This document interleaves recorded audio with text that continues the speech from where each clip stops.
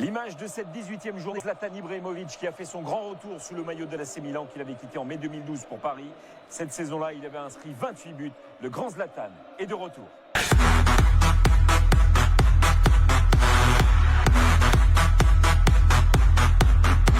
Bonjour à tous, très heureux de vous retrouver pour cette nouvelle année que je vous souhaite très belle sur beIN et surtout avec la Serie A. Serie A qui a débuté avec la 18e journée du championnat italien, l'antépénultième journée de la phase aller avec de gros rendez-vous et de belles choses à vous proposer. D'ailleurs, les quotidiens italiens font leur une, regardez, sur deux hommes magiques, les Lions d'hiver, les Rois mages ou encore le CR Show, parce que ces deux-là ont été merveilleux. Cristiano avec la Juve, auteur d'un triplé, et Romelu Lukaku avec l'Inter, auteur d'un doublé. Les deux leaders du championnat s'accrochent et ces deux buteurs-là vont compter pour cette année 2020.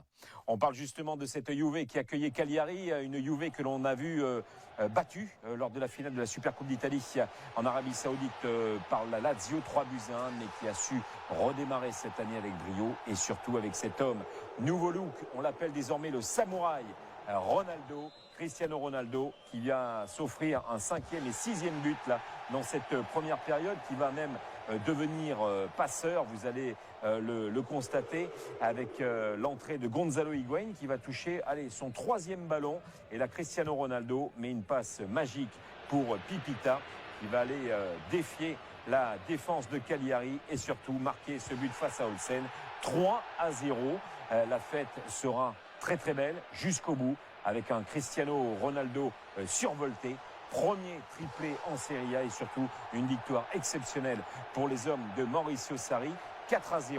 Donc du coup, ce match qui avait lieu au milieu de la journée, eh bien, permet à la Juve de prendre provisoirement la tête et de mettre la pression sur l'Inter qui jouera un petit peu plus tard. Mais on va revenir sur un homme, Cristiano Ronaldo, premier triplé, on vous l'a dit, en Serie A depuis son arrivée. Il en est désormais à 13 buts, inscrit un but de plus que la saison dernière après 18 journées. Donc il est largement dans le bon tempo et surtout, il a désormais marqué contre 18 équipes de Serie A, 18 équipes face à laquelle il a joué. Et il a donc marqué les esprits ce week-end pour cette reprise du championnat italien. On attendait la réaction de l'Inter, c'était au San Paolo face au Napoli de Gennaro Gattuso. Un Napoli qui a gagné son dernier match de l'année, 2-1 à Sassuolo. Grosse affiche, mais surtout, il y a eu une glissade, celle de Di Lorenzo. Ça a profité avec ce contre de Lukaku qui est venu tromper Meret au quart d'heure de jeu dans cette confrontation. Et puis quand on parle de Meret, regardez, il va se retrouver une nouvelle fois face à cet homme, Lukaku. Et là, boulette. Les mains ne sont pas fermes, ça fait 2-0 et surtout ça fait très mal au crâne. Et pourtant dans ce match, le Napoli de Gattuso n'a pas démérité, bien au contraire. Là on retrouve un classique avec Calderon et Milik qui relancent la physionomie de cette rencontre. Ils ont été énormes dans la possession de balle, plus de 56% de possession de balle et notamment en seconde mi-temps, les joueurs de Gattuso. Mais rien n'y fait quand ça ne sourit pas. Manolas vient tacler à l'envers, ça profite à Lautaro Martinez. Victoire 3-1 de l'Inter Milan sur la pelouse du San Paolo face au Napoli. Du coup, 45 points au compteur, comme les Bianconeri, meilleure différence de but. Vous le savez, nous sommes dans la phase aller, c'est la différence de but qui compte. Quand ce sera la phase retour, confrontation directe et pour l'heure, avantage à la Juve qui mène 2-1 sur le match aller. Mais là, en tout cas, on a un mano-mano exceptionnel entre ces deux formations. Et puis un chiffre également pour Antonio Conte qui a fêté sa 100e victoire en Serie A comme entraîneur. Autre équipe que l'on aime. On l'a quitté sur l'année 2019 avec un 5-0 à domicile face à l'AC Milan. Bis repetita pour l'Atalanta Bergame qui a été virevoltante face à Parme.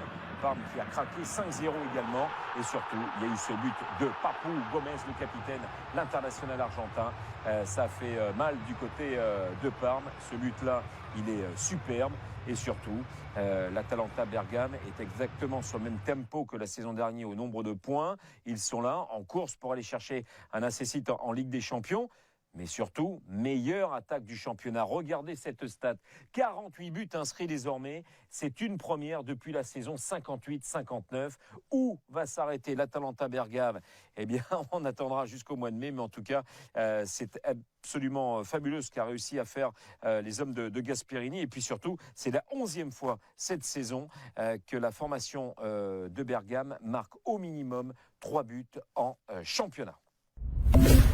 L'événement, on en parlait en ouverture, c'était le grand retour de Ibra Kadabra, Zlatan Ibrahimovic sur le maillot de l'AC Milan. On ne l'avait plus revu depuis mai 2012. Il était parti à Paris, à Manchester, aux États-Unis. Le voici de retour pour tenter de relancer la formation de Pioli.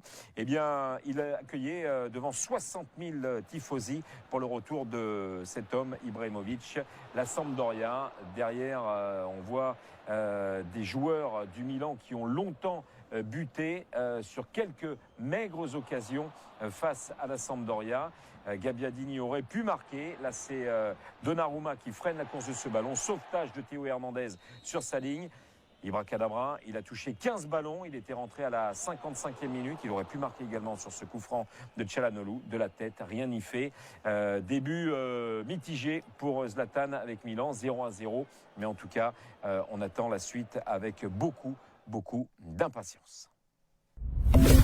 On s'intéresse aux deux clubs de Rome, là aussi, fortune diverse.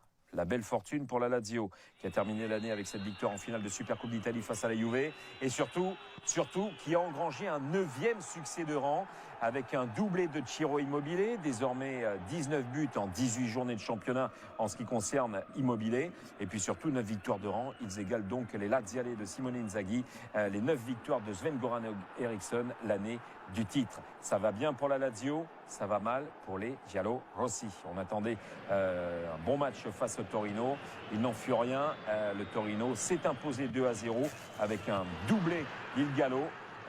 Andrea Bellotti, le capitaine, qui s'est offert ce doublé et surtout offre une victoire à la formation du Taureau qui n'avait plus gagné à Rome depuis le 13 mai 2007 avec une victoire 1-0 et un but d'un certain Roberto Muzzi.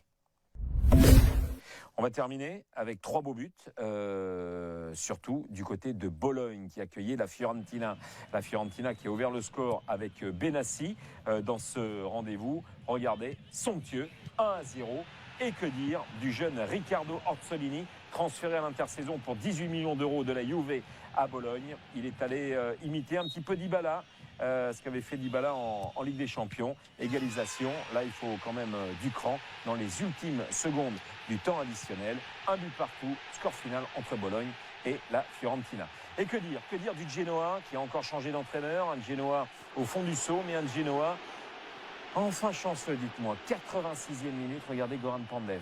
Double contact, de la tête, ça rebondit, il est au sol et il donne la victoire aux Génois sur le score de 2-1. C'était très important ce rendez-vous face à Sassuolo pour Gênes. En tout cas, le Genoa va devoir cravacher également pour sortir de la zone rouge. Voilà pour ce retour de championnat italien, la Serie A. C'était la 18e journée. Ce week-end, nous vous donnons rendez-vous avec Greg Pestet avec 2 grosses affiches. Samedi soir, 20h45, l'Inter face à l'Atalanta. Tiens, ça va être fort de voir ce qui va se passer du côté de Giuseppe Meazza. Et dimanche soir, en clôture de la phase aller, eh bien, la Roma va accueillir la Juve et on décernera dimanche soir le titre honorifique de champion d'hiver. D'ici là, on vous souhaite une belle semaine sur beIN où le sport ne s'arrête jamais. Salut à tous.